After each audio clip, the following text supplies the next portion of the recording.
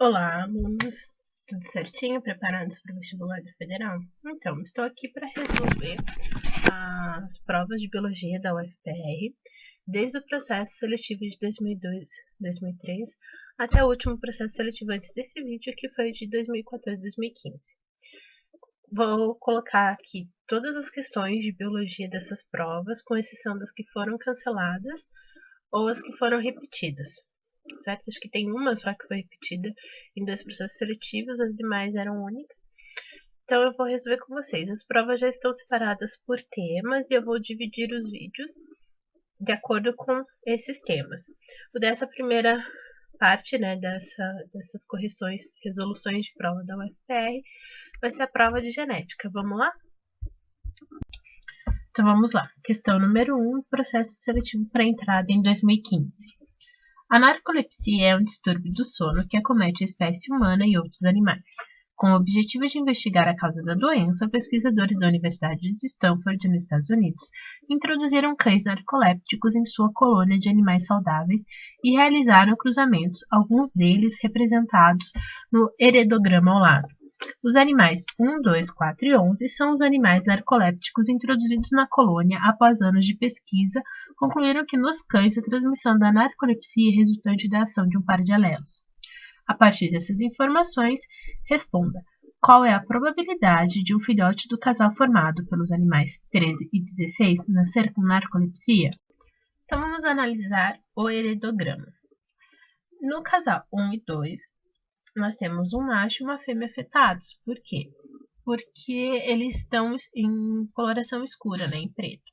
O casal 3 e 4, nós temos um macho normal, o 3, né, que é clarinho, e o 4, que é afetado, a fêmea. No casal 1 e 2, os filhotes 5, 6 e 7, todos são afetados. Já no casal 3 e 4, nós temos o 8, 9 e 10 com seus filhotes e todos normais. Como no enunciado a gente não foi informado se a narcolepsia era dominante ou recessiva, nós podemos deduzir a partir do heredograma que a narcolepsia é recessiva. Por quê? Porque no casal em que ambos são afetados, todos os filhotes são afetados, porém no casal que só a fêmea é afetada, todos os filhotes nasceram normais. Certo? Qual o casal que nos interessa? O 13 e o 16. 13, um macho normal, filho de um macho afetado com uma fêmea normal. Portanto, ele vai ter um alelo dominante e um alelo recessivo. Já a fêmea, embora seja filha de um casal também com um macho normal e a fêmea afetada, ou seja, um normal afetado, ela é afetada, então ela é recessiva. A partir de então, a gente vai fazer esse cruzamento para verificar qual a possibilidade dos filhotes serem narcolépticos. Bem, para usar a resolução, a gente pode usar o básico, aquela tabelinha, né, onde nós colocamos os alelos do macho e da fêmea e fazemos o cruzamento. Ou o que eu acho mais rápido, né, só colocar quais seriam os gametas, né, o azão-azinho do macho e o azinho-azinho da fêmea, e fazer as flechinhas para ver o cruzamento. Como é um cruzamento simples, eu acho que o de baixo das flechinhas é mais rápido. De qualquer maneira, a gente vai cruzar o alelo dominante do macho com os dois recessivos da fêmea e depois o recessivo do macho com os dois recessivos da fêmea. E nós vamos ter, né, azão-azinho, azão-azinho, azinho-azinho e azinho-azinho. Portanto, a resposta vai ser a letra C. Por quê? Porque nós temos 50% de possibilidade do filhote nascer azão-azinho, ou seja, com a característica normal, porque o azão, que é o normal, é o dominante, e 50% dele nascer afetado narcoléptico azinho-azinho.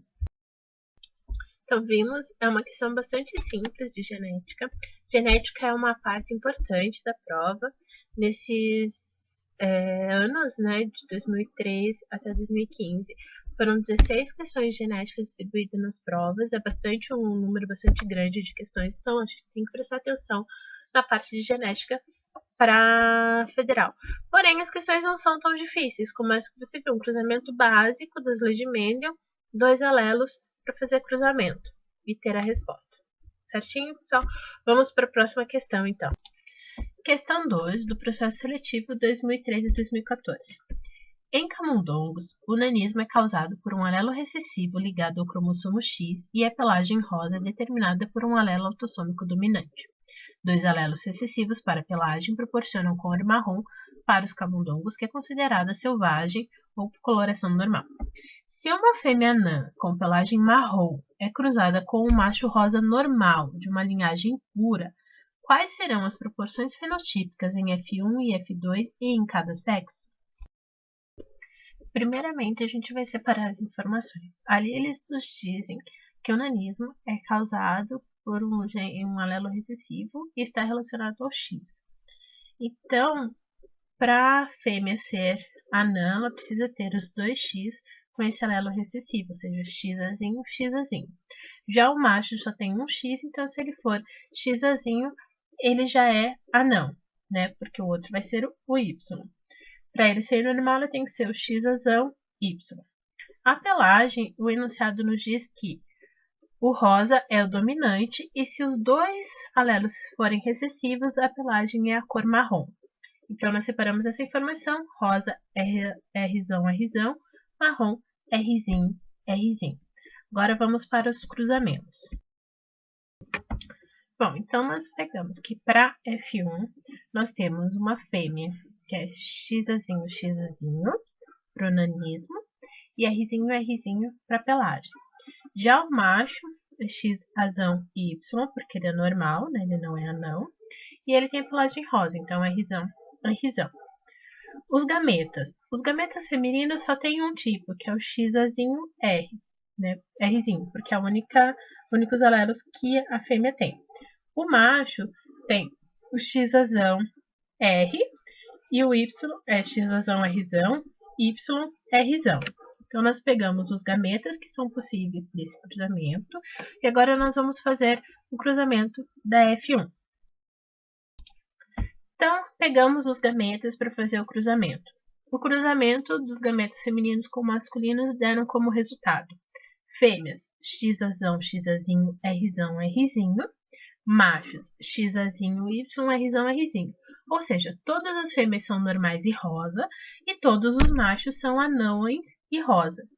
Nas alternativas da questão, nós só teríamos uma alternativa certa já com esse primeiro cruzamento, que é a alternativa A, nesse caso, fêmea 100% normais rosa, machos 100% anões rosa. Se você observar, a alternativa B, C, etc., nenhuma delas tem essas duas informações. Portanto, você não precisaria fazer o segundo cruzamento, ou seja, o F2. Por que eles fazem isso? Até para ajudar. Porque é muito trabalho você fazer o segundo cruzamento, é bem mais complicado, bem mais demorado, toma muito tempo da prova. Então, se você acertasse o primeiro cruzamento, já conseguia responder, correto? Vamos para a próxima questão? Então, não é uma questão muito difícil, eles facilitaram a nossa vida, colocando como resposta já direto com o primeiro cruzamento. Até porque o segundo cruzamento ele é mais demorado, toma bastante tempo, você tem que prestar bastante atenção nos gametas, né? Então, para facilitar a nossa vida, eles já fizeram isso. Raramente você vai precisar fazer um cruzamento da F2, no caso. Das provas que eu fiz, nenhum teve esse tipo de cruzamento. São 13 provas no total, a entrada em 2003 até a entrada em 2015. Nessas 13 provas, a gente teve 16 questões de genética. Então, genética cai pelo menos uma questão por ano. Então, é importante vocês darem uma olhada em genética para a prova da federal. Mas elas não são muito difíceis. Pode ver heredograma, não muito difícil de você verificar. Questões com probabilidade, você vê qual a probabilidade de nascer PM macho. Ou questões como essa de cruzamento, mas cruzamento simples. Correto? Então, agora vamos para a próxima questão. Então, vamos lá, questão de 2014. As figuras ao lado, no caso embaixo, representam as frequências do alelo anemia falciforme à esquerda e as regiões de endemia de malária à direita, causada pelo Plasmodium falciparum, na África.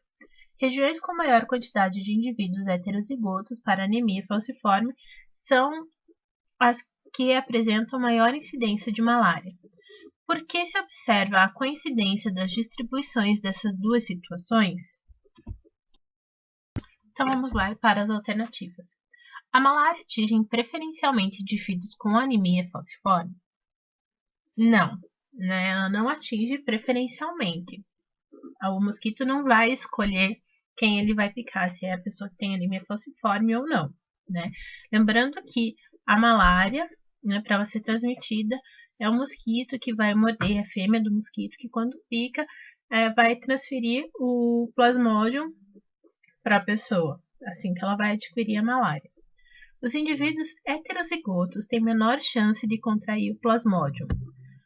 Novamente, não faz muito sentido, né, ele contrair o plasmodium, porque quem vai transferir o plasmodium para o indivíduo vai ser o mosquito, ele não vai escolher, ele não vai saber diferenciar. Os indivíduos infectados pela malária têm maior chances de desenvolver anemia falciforme. É a malária que vai fazer com que você desenvolva anemia falciforme ou você já tem anemia falciforme independente disso? Né? Você já tem, não tem essa correspondência. Letra D. Os indivíduos heterozigotos têm maior chance de sobreviver quando infectados pelo plasmodium. Então, essa é a resposta correta. Por quê? Porque se vocês lembrarem, o plasmodium ele vai infectar as células sanguíneas, né, as hemácias. Porém, quando a hemácia ela é naquele formato de foice, o plasmodium não consegue atuar. Então, quem tem a malária não, a anemia falciforme, tem maior chance de sobrevivência sim, porque o plasmodium não vai ter como destruir essas hemácias falciformes, ao que ele faz com as hemácias normais. Então, a pessoa que tem a anemia falciforme, se ela tem hemácia normal, o plasmodium vai atacar essas células, as falciformes ele não consegue atacar. Então, a resposta correta seria a letra D. A letra E dizia o plasmodium invade apenas as hemácias em forma de foice, típica dos indivíduos com anemia falciforme. Incorreta também, porque é o contrário, ele vai invadir as que não têm formato de foice.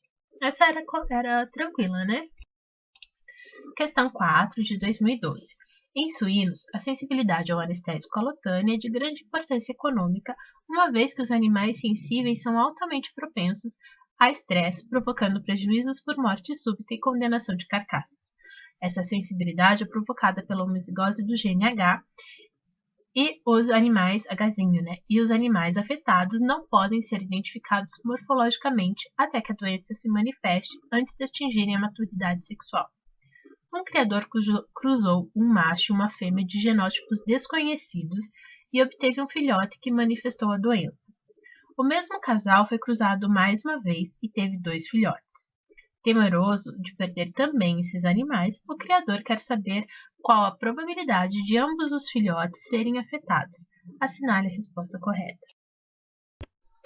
Então, conforme o enunciado da questão, né, os pais eram normais e ele queria saber qual seria a probabilidade de termos os filhotes afetados. Se os pais eram normais, mas já tinham tido um filhote afetado, então quer dizer que ambos são heterozigotos. Se você cruzar uma fêmea Hzinho com um macho Hzinho, nós temos 1/4 de possibilidade dele ser homozigoto recessivo, portanto afetado. Como são 2 filhotes, nós temos que multiplicar 1/4 de possibilidade de um filhote e o 1/4 de possibilidade do segundo filhote. Então, 1/4 vezes 1/4 igual a 1 sobre 16. Né? Você dividindo 1 por 16 dá 0,0625. Para a probabilidade, né, para a porcentagem, você vai multiplicar isso por 100, dando o resultado de 6,25% de chance de que ambos os filhotes tenham a doença. Correto? Então, uma questão simples de probabilidade dentro do cruzamento simples também da primeira lei de Mendel. Bem simples essa questão, correto? Próxima questão. Então, vamos lá. Questão número 5, do processo seletivo para entrada em 2010. Considere os seguintes cruzamentos entre humanos. Então, ele nos apresenta 6 heredogramas, e então ele pergunta: com base nesses cruzamentos, é correto afirmar que a anomalia presente nos indivíduos assinalados em preto é causada. As alternativas: gene autossômico dominante, dominante ligado ao cromossomo X, autossômico recessivo, genes recessivos ligados ao Y, ou genes dominantes com interação epistática. A letra E não pode ser. Por quê? Porque o epistático são quando genes diferentes têm atuação por uma mesma característica, correto? Para ser do cromossomo Y, tem fêmeas afetadas, então não pode ser também. quando a gente diz que é ligado ao cromossomo X, todos os homens teriam filhas afetadas, né? Então, também não tem como ser.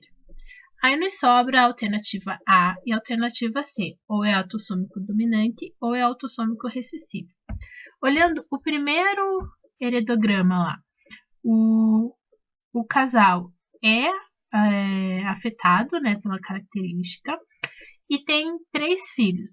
Desses 3 filhos, 2 são afetados e 1 não.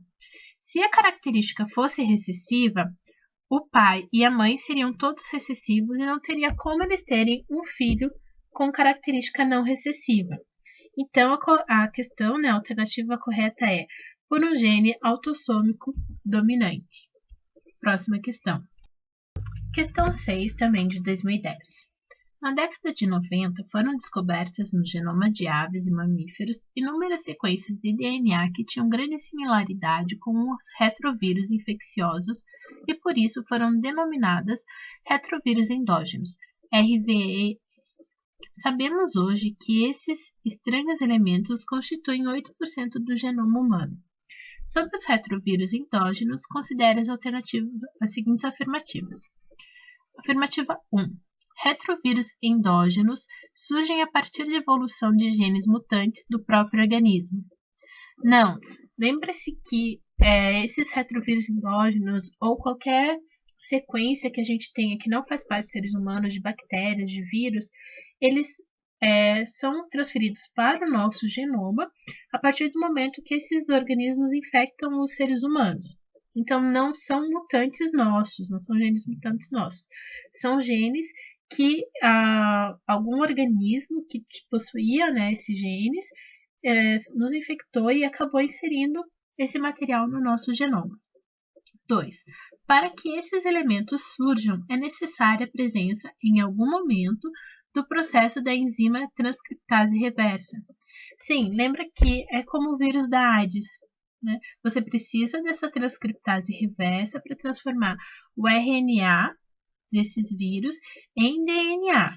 Então, ele é retrovírus por quê? Porque ele precisa fazer todo esse processo, né? Então, a alternativa 2 está correta. 3. Os retrovírus endógenos são encontrados no citoplasma das células infectadas. Se ele faz parte das sequências de DNA, ele vai ser encontrado aonde? No núcleo, onde está o nosso genoma. Então, está incorreto.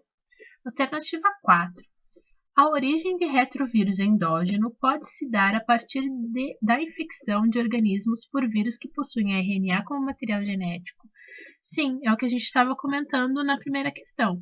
Para a gente ter esse DNA no nosso genoma, a gente tem que ter sido infectado por um organismo, né, um retrovírus no caso, e o retrovírus é o vírus que tem RNA como material genético. Por quê? Porque para ele poder se multiplicar, ele vai precisar transformar esse RNA em DNA, por isso que é chamado de retrovírus. Então, a alternativa correta seria que consta apenas as alternativas 2 e 4, certo? Próxima questão. Questão 7 de 2009. Num estudo sobre uma família representada no heredograma abaixo, constatou-se que Antônio é afetado por uma anomalia causada pelo alelo recessivo de um gene ligado à porção ímpar do cromossomo X. Considerando essa informação, é correto afirmar que são, com certeza, portadores ou portadoras do alelo em questão. Então, ele nos deu um heredograma e informou que é um alelo do cromossomo X e que esse alelo é recessivo. Então, com essa informação, o que a gente sabe? Se o alelo é recessivo, as fêmeas vão apresentar essa característica anômala apenas se os 2x delas forem recessivos. Se ela tiver um X dominante para esse alelo, ela vai apresentar, o fenótipo dela vai ser fenótipo normal. Já nos machos, se só tem um X, né? Eles são XY. Então, se um X for dominante, pessoa normal. Se um X for recessivo, esse macho apresentará a característica, que é o que acontece aqui. Antônio apresenta essa característica, ou seja, ele tem um X recessivo, esse alelo recessivo. Se ele tem esse alelo recessivo, mas o pai dele tem fenótipo normal, então esse X obrigatoriamente veio da mãe. Então, a Adélia com certeza tem esse alelo. A próxima pessoa que pode ter esse alelo é quem? A filha do Antônio. Por quê? Porque embora ela apresente o fenótipo de normal, o Antônio só pode passar um X para ela com o alelo recessivo. Portanto, a mãe de Antônio, a Adélia, e a filha do Antônio, a Cláudia, com certeza terão esse alelo. Resposta, então, B. Próxima questão. Então, vamos para a questão 8 de 2009 também. Essa questão é com relação ao mapeamento genético. Ela é um pouquinho mais trabalhosinha, mas ela não é difícil. Vamos lá. A figura abaixo representa um cromossomo hipotético em que estão assinaladas as posições de 5 genes, aqui chamados de Abel, Bynor, Klang, Brack e Fonck. E a tabela na sequência mostra a distância entre eles. Então, nós temos a distância entre cada um desses genes com a informação de apenas um, o Abel. 1, 2, 3 e 4 a gente vai ter que descobrir, conforme diz ali abaixo. Com base nos estudos sobre mapeamento genético, considere as seguintes afirmativas. Para resolver aqui, nós vamos ter que se fazer por partes. Primeiro, nós temos o gene 2, que está bastante próximo ao gene Abel. Então, nós vamos na tabela verificar quais são os genes mais próximos, sendo um deles o Abel. Se nós olharmos ali nas unidades de recombinação, o menor valor é 2,8 e é o Bynor, a dupla, Bynor-Abel. Então, o número 2, nós já sabemos que é o Abel. Vamos anotar do ladinho essas duplas para a gente não se perder. Então, anota ali já em cima, que o 2 é o Bynor. Bom, se nós olharmos os que estão mais distantes entre si, nós temos o Ebrack e o Klang, que é 94,5R. Então, um deles vai ser o 1 e o outro vai ser o 4. Se nós olharmos ali entre o primeira linha, 10,7R, nós vamos ver que Klang e Bynor estão distantes apenas 10,7. Se nós já definimos que o 2 é o Bynor, então o 1 vai ser o Klang. Se vocês conferirem, então, a ordem que ficou, nós teremos que o 1 é Klang, 2 é Bynor, o 4 é Ebrack, então o Fonck só pode ser o 3. Então, essa é a definição que a gente deu para os genes, a ordem dos genes. Agora vamos para as alternativas. Vamos para as afirmativas. Depois de Abel, o gene mais próximo do centrômero é o Bynor. Sim, lembrando que o centrômero é essa parte que une as duas cromátides irmãs, que faz o meinho do X. Então, os genes mais próximos, conforme determinado por nós, é o Bynor e o Abel. Alternativa 2. Os genes Fonck e Ebrack estão no mesmo braço cromossômico. Sim, porque se nós olharmos o cromossomo, o que está à direita do centrômero é um braço, o que está à esquerda do centrômero é outro braço. E os genes Fonck e Ebrack são os dois últimos e estão no mesmo braço. Então, essa afirmativa também está correta. Afirmativa 3. A maior chance de ocorrer uma permuta é entre os genes Klang e Bynor. Não, a maior chance de ocorrer permuta são entre genes mais próximos e não mais distantezinhos, como no caso do Klang e Bynor. Então, essa alternativa está incorreta. Os genes identificados com os números 3 e 4 são, respectivamente, Ebrack e Bynor. Não, a gente definiu que o 3 e o 4 seriam o Fonck e o Ebrack. Então, a alternativa correta para esta questão seria as afirmativas 1 e 2, letra B. Então, com essas questões que a gente já viu, dá para perceber que as questões de genética, elas não são difíceis. Elas basicamente têm primeiro a lei de Mendel, cruzamento bem simples, heredograma, que eles gostam bastante. A única questão dessa parte mais do cromossomo foi essa, e nas próximas vocês vão ver que não tem mais tanto, mas elas têm detalhes que você tem que prestar atenção no enunciado e nas afirmativas. Por quê? Porque às vezes, se você lê muito rápido, sem prestar atenção, sem grifar as palavras importantes, por exemplo, na questão anterior a essa última, que era um cromossomo recessivo do X, você tem que lembrar que era o recessivo do X, já respondia bem facilmente a questão. Então, basta ter calma para responder a prova, prestar atenção no que o enunciado está dizendo e o que as alternativas estão dizendo. Muitas vezes você consegue respondendo metade só da questão, prestando atenção nas alternativas e nas afirmativas que eles dão. Respondendo metade da questão, você já consegue matar. Por exemplo, aquela do heredograma que tinha só uma pessoa afetada. Se você observasse que a Adélia tinha que ter o gene para passar para o Antônio, você já respondia a questão, porque era a única alternativa com a Adélia. Então, vale a pena prestar atenção, às vezes você mata bastante tempo prestando atenção no que está escrito, certo? Vamos para a próxima questão agora. Então, questão 9 de 2008. Os seres vivos são acometidos por várias doenças que podem ter diversas origens.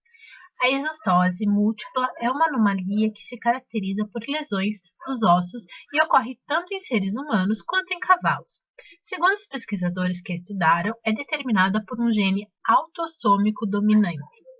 Considere um macho afetado filho de uma fêmea normal, que seja cruzado com uma fêmea também normal. A probabilidade desse cruzamento produzir um descendente macho ou fêmea normal é de... Então, vamos para a resolução dessa questão. O enunciado nos diz que nós temos um macho e ele é afetado. Esse macho, se ele é afetado, ele é azão alguma coisa. A mãe dele era normal. Se o afetado é dominante, a mãe era normal, então ela podia ser azinho, azinho, então nós temos um macho, azão, azinho. Ele vai se casar com uma fêmea normal, então ela também vai ser azinho, azinho, como a mãe desse macho. No cruzamento, eles nos perguntam como que vai ser a prole, qual a porcentagem da prole vai ser afetada também. Para saber isso, a gente vai ter que fazer aquele cruzamento básico de Mendel. Azão, azinho, aí tá ruim aqui. Azão, azinho, azinho, azinho e novamente azinho, azinho. Qual a porcentagem de filhotes afetados? 50%. Essa é a resolução do problema, a resposta letra C. Então, vamos para a questão 10 de 2007. Polialelismo é uma ocorrência de mais de 2 alelos atuando no controle de uma determinada característica genética. Em relação a esse conceito, assinale a alternativa correta. A. Numa população, o número de fenótipos apresentados por um caráter polialélico é tanto maior quanto maior o número de alelos que constituem a série. Sim, essa alternativa já é a alternativa correta. Quanto maior o número de alelos, maior a possibilidade de você juntar esses diferentes alelos e trazer fenótipos diferentes. Letra B. Caracteres polialélicos apresentam sempre interação alélica ditas dominantes? Não necessariamente, você pode ter a codominância. Se vocês lembrarem, né, existe a codominância, que seja 2 alelos que têm a mesma dominância e vai dar um intermediário entre eles. Caracteres polialélicos são controlados por genes situados em cromossomos diferentes. Não, se é polialélico, quer dizer que naquele locus, daquele cromossomo específico, você pode ter diferentes alelos. Então, eu posso ter o azão, o azinho, o bezão, o bezinho, o cezão, o cezinho, diferentes alelos, e nós podemos ter, portanto, diferentes junções desse alelo, como na pergunta A, na alternativa A. Por exemplo, no cromossomo 21 eu tenho o paralélico azão-azinho, mas eu posso ter, por exemplo, se ele é polialélico, eu posso ter o azão-bezão, azão-bezinho, cezão-dezinho e assim por diante. Numa série polialélica, encontramos sempre genes ligados. Não encontramos sempre genes ligados. E caracteres polialélicos só são encontrados nos cromossomos sexuais. Não, eles podem ser encontrados nos demais cromossomos também. Então, a única resposta correta realmente é a alternativa A. Questão 11 de 2006. Cientistas sul-coreanos anunciaram a clonagem bem-sucedida de um cachorro. Eles utilizaram a mesma técnica que permitiu a clonagem da ovelha Dolly, para criar um clone a partir de um galgo afegão de 3 anos. O clone que recebeu o nome de Snoopy é geneticamente idêntico ao pai, de acordo com testes de DNA.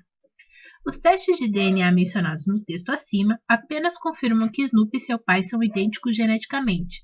Isso já era esperado, pois no processo de clonagem... Qual é o processo de clonagem?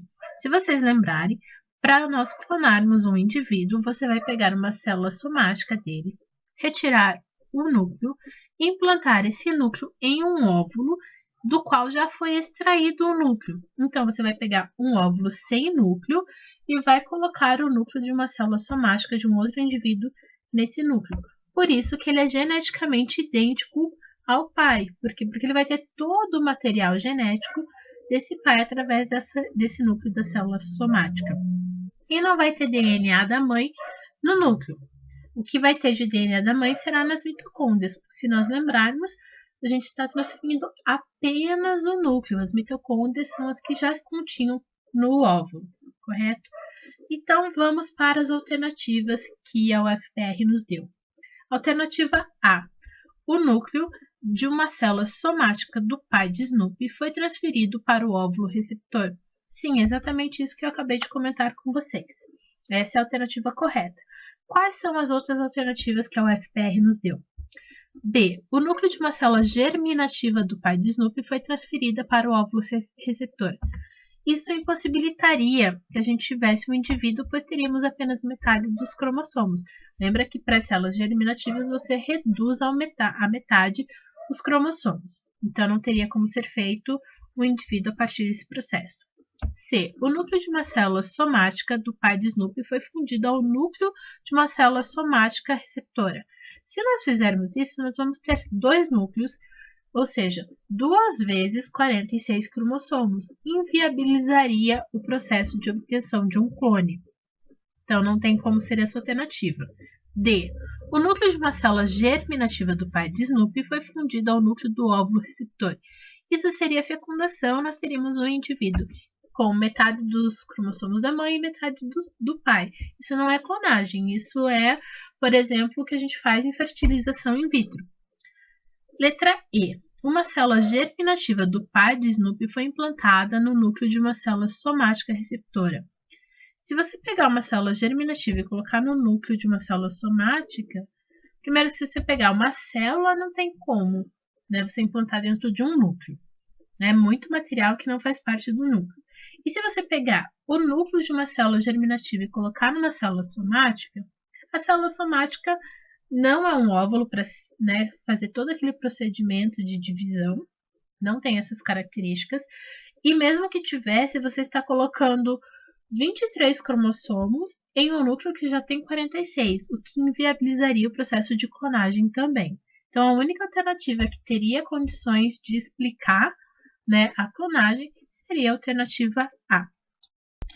Questão 12, 2006.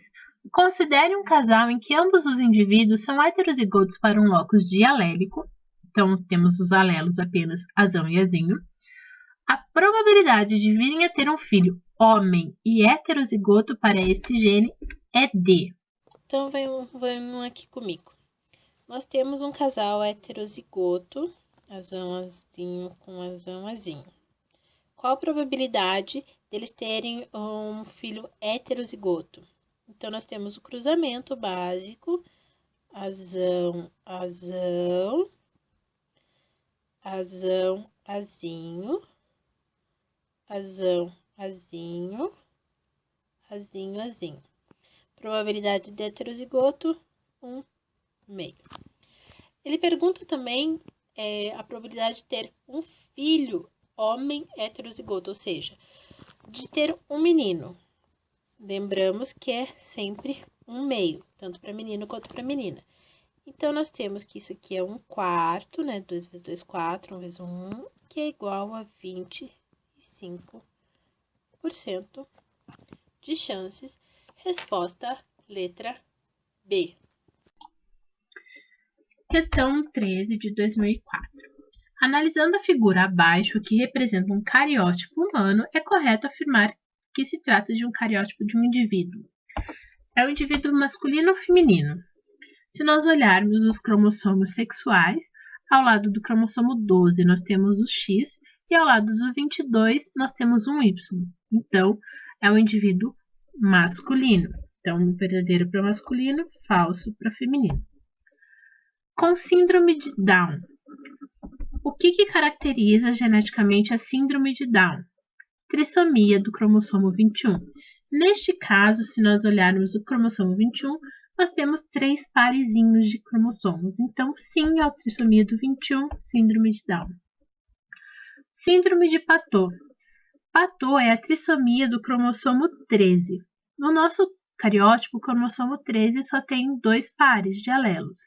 2 pares de cromossomos, desculpa. Então, não é síndrome de Patot. Síndrome de Edwards. A síndrome de Edwards é a trissomia do 18. Neste caso, não há trissomia no cromossomo 18, então mais um falso. Cariótipo normal. Seria cariótipo normal se nós não tivéssemos a trissomia no 21, então também é falso. E a última, com uma anomalia numérica de autossomos. No nosso cariótipo, nós temos do cromossomo 1 ao 22, que são os autossomos, e nós temos o X e o Y, que são os sexuais. Aonde que está a anomalia? No 21. 21 é autossomo, então essa é uma alternativa verdadeira. Essa prova ela ainda era da questão de somatória, certo? Eu coloquei verdadeiro e falso, mas ela, no caso, teria numerozinhos ali, você teria que somar quais eram os verdadeiros para dar a resposta final, certo? Então, neste caso, é verdadeiro, falso, falso, verdadeiro. Próxima questão. Questão 14 de 2003. A cegueira provocada pela catarata e a extrema fragilidade dos ossos são características que podem aparecer em seres humanos e resultam da ação de 2 genes dominantes, autossômicos, presentes em cromossomos diferentes. Um homem com catarata e ossos normais, cujo pai tem olhos normais, casa-se com uma mulher de olhos livres de catarata, mas com ossos frágeis. O pai da mulher tem ossos normais. Assim, pode-se afirmar que um descendente do casal tem. O problema nos disse que nós tínhamos um homem com catarata, com o pai com olhos normais. E a mulher tinha ele tinha ossos normais. A mulher tinha olhos normais, sem problema de catarata, mas tinha ossos frágeis, então osão, ozinho. Para nós sabermos como serão os filhotes, os filhos desse casal, nós precisamos separar os gametas para fazer o cruzamento. Quais seriam os gametas do macho? Aqui nós temos um cesão, ozinho, cesão, ozinho, cezinho, ozinho, cezinho, ozinho. Então, os gametas dele só podem ser cesão, ozinho e cezinho, ozinho. O da mulher, ela tem o cezinho, ozão, cezinho, ozinho, e aqui vai repetir cezinho, ozão, cezinho, ozinho. Então, esses são os 2 gametas dela. Agora é só fazer o cruzamento entre eles. Então, nós temos aqui cesão, cezinho, ozão, ozinho. Esse primeiro. Aqui nós temos cesão, cezinho, ozinho, ozinho. Vamos pro de baixo. Vai ser cezinho, cezinho, ozão, ozinho, cezinho, cezinho, ozinho, ozinho. Esse é o cruzamento possível para este casal. Então, agora a gente tem que ver quem é quem dentro do que a gente fez. Vou colocar isso numa tabela melhorzinho na imagem para vocês a seguir, para a gente responder as alternativas. Então, vamos para as alternativas. 100% de probabilidade de nascer livre de ambas as anomalias. Quem que é totalmente recessivo? Só um quadradinho, ou seja, 25%. Falso. 50% de probabilidade de vir a sofrer de catarata e ter ossos normais. Quem tem um Czão e 2 ozinhos? 25% apenas. Então, falso. 25% de probabilidade de vir a ter olhos normais e ossos frágeis. Quem que tem tudo Czinho, mas tem um osão? 25%. Correto. 50% de probabilidade de vir a apresentar ambas as anomalias. Quem que apresenta ambas as anomalias? Também 25%. A última afirmativa, 50% de probabilidade de vir a apresentar apenas uma das anomalias. Quem que apresenta só uma das anomalias? Temos um quadradinho que apresenta só os frágeis e um quadradinho que apresenta apenas catarata. Se somarmos 25 de cada um, dá 50%, alternativa correta. Penúltima questão de hoje, de 2006, mais uma vez um heredograma. Na genealogia abaixo, os indivíduos assinalados com preto apresentam uma anomalia determinada por um gene dominante. Então, vamos ver a nossa genealogia. No primeiro casal, o único casal, na verdade, nós temos o pai, que tem o gene dominante, e a mãe com os 2 recessivos, porque se ela não apresenta anomalia, ela tem que ser homozigota recessiva. Se nós olharmos os filhos, nós temos 2 filhos que não são anômalos, não tem essa característica. Então, eles também são homozigotos recessivos. Para os filhos serem homozigotos recessivos, eles têm que ter um azinho, digamos que o gene seja um azão-azinho. Tem que ter vindo um azinho do pai e um azinho da mãe. Então, o pai, como ele é anômalo, então ele tem que ser azão-azinho. Ele é heterozigoto, a mãe homozigota. Os outros 2 filhos que apresentam essa característica anômala, eles são obrigatoriamente heterozigotos também, porque a mãe só pode ter dado um azinho e para eles apresentarem a característica anômala, eles têm que ter recebido um azão do pai. Agora vamos para a análise das alternativas. Alternativa A. Todos os indivíduos afetados são homozigotos. Então, a gente já viu que todos eles são heterozigotos. B. Todos os indivíduos não afetados são heterozigotos. Não, se a característica anômala é dominante, os não afetados têm que obrigatoriamente ser homozigotos recessivos. C. Apenas o indivíduo 1,1 é heterozigoto. Não, os filhos dele também são. A gente já viu isso.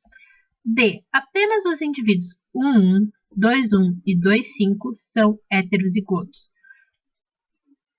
Eles todos são heterozigotos, como a gente acabou de verificar. Todos eles têm que ser azão-azinho.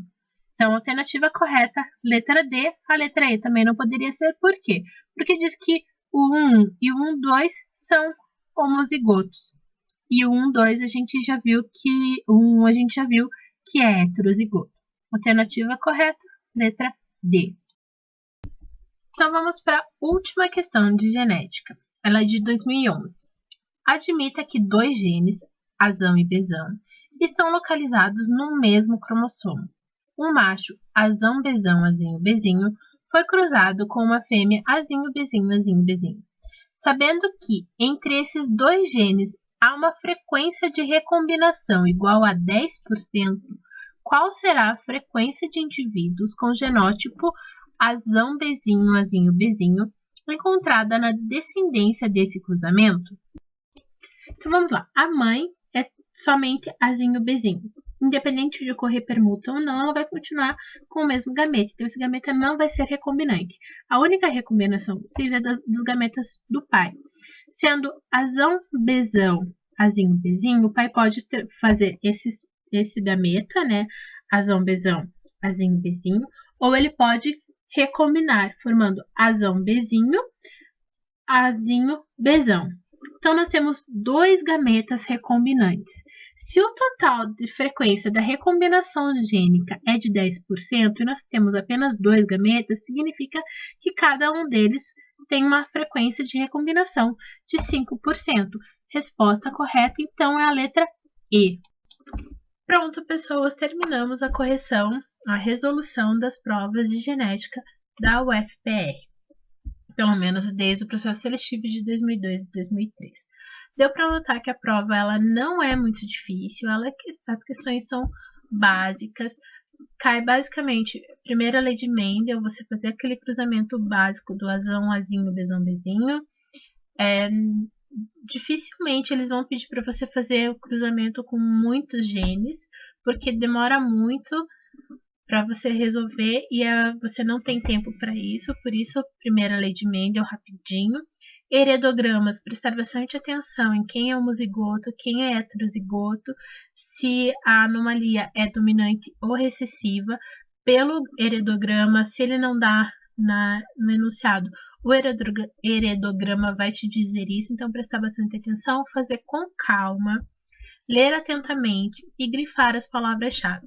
Na verdade, isso é para a prova toda da federal, mas principalmente biologia. Então, vejo vocês com o próximo vídeo, com a próxima matéria, que vai ser fisiologia. É extremamente importante, é o conteúdo que mais é cobrado nas provas da federal. Até o próximo vídeo.